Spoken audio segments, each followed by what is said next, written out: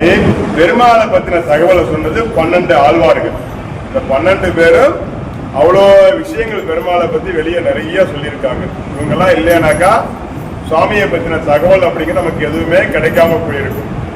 இதே மாதிரி ஒரு ஊர்ல ஒருத்தர் மேடையில உட்காந்து பேசிட்டு இருக்கார். அவர் என்ன பேசுறாரு அப்படின்னா கிருஷ்ணரை பத்தி பேசிட்டு இருக்கார். கிருஷ்ணர் ரொம்ப அழகா இருப்பாருங்க, காதுக்கு அழகா தோடு போட்டிருப்பாரு, வைர கம்மல் போட்டிருப்பாரு, மார்புல வைர அட்டைகை போட்டிருப்பாரு, இடுப்புல ஒட்டியான போட்டிருப்பாருன்னு நிறைய கதை சொல்லிக்கிட்டே இருந்தாராம்.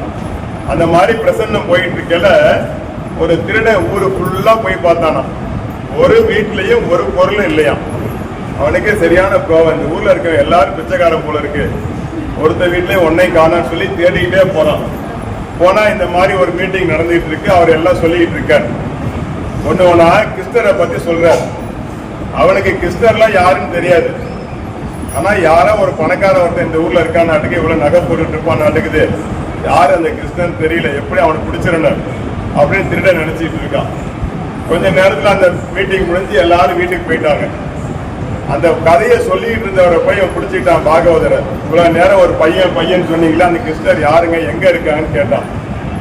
யாப்பா நீ சொல்றியா, கத்தியில குத்துட்டுமா அப்படின்னா.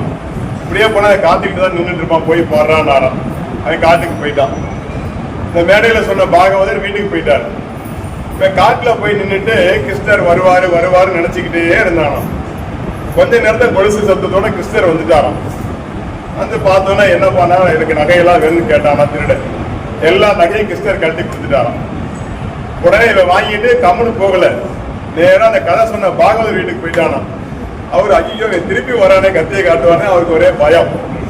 உடனே சொன்னானா, சுவாமி நீங்க சொன்ன மாதிரியே கர்ணன் வந்துட்டாரு, கேட்டா எல்லா நகையும் கொடுத்துட்டாரு, நீங்க சொன்னதுனாலதான் கிடைச்சிச்சு, இல்லை உங்களுக்கு ஒரு கொஞ்சோண்டு கொடுத்துட்டு போறேன், கோச்சுக்காதீங்கன்னு சொல்லி 2 நகையை கொடுத்தானோ. பாகவதற்கு ஒரே ஆச்சரியம். பிறந்து 10 வயசுல இருந்து கிருஷ்ணர் கதையா சொல்லிட்டு இருக்கேன், ஒரு நாள் நம்ம கண்ணுல படல, இவனுக்கு எப்படி பட்டுச்சது தெரியலையா, வா வந்து காட்டுன்னு சொல்லி கூப்பிட்டாராம். சரி இவனை அவரை கூட்டிட்டு காட்டுக்கு போறான். இந்த இடத்துல தான் பார்த்தேன் அப்படின்னா, எனக்கு தெரியலையா, இங்கதான் நிக்கிறாருன்றான திருடன். ஆனா பாகவதற்கு தெரியலையா. இவர் அழுவுறாரு, எங்க எனக்கு விவரம் தெரிஞ்ச நாள்ல இருந்து உன் கதையை சொல்லிட்டு இருக்கேனே, ஆனா என் கண்ணுக்கு தெரியலையே அப்படின்னா. இப்போ ஒரு குரல் கேட்டுச்சான், நீ அந்த பாகவதரை அந்த திருடன் கையப்பிடி அப்படின்னாலும். உடனே இந்த கதை சொன்ன பாகவதர் திருடன் கையை பிடிச்சான். திருடன் கையை பிடிச்ச உடனே கிருஷ்ணர் நிக்கிறது அழகா அவருக்கு தெரிஞ்சிச்சான். இப்ப கிருஷ்ணர் சொன்னாரா, இவ்வளவு நாளா நான் இப்படி இருப்பேன், என்னென்ன மாதிரி இருப்பேன், என் கதையை பத்தி சொன்னேன், ஆனா ஒரு நாள் கூட என்னைய பார்க்கணும், நான் நேர்ல வருவேங்கிற நம்பிக்கை உனக்கு இல்ல. ஆனா திருடன் நம்பிக்கையா காட்டுல போய் உட்கார்ந்து நான் வருவேன்னு நினைச்சுக்கிட்டே இருந்தான். அதனால அவன் கண்ணுக்கு காட்டிட்டேன். நீ நம்பிக்கை இல்லாதனால, நம்பிக்கை உள்ளவன் கையை பிடிச்சதுனால உன் கண்ணுக்கு தெரியற அப்படின்னு கிருஷ்ணர் சொன்னாராம். அது மாதிரி சுவாமி மேல நம்பிக்கை இல்லைன்னா கூட, நம்பிக்கை உள்ளவன் யாராவது கோயிலுக்கு கூப்பிட்டானா அவன் கூட கோயிலுக்கு வந்துடணும்.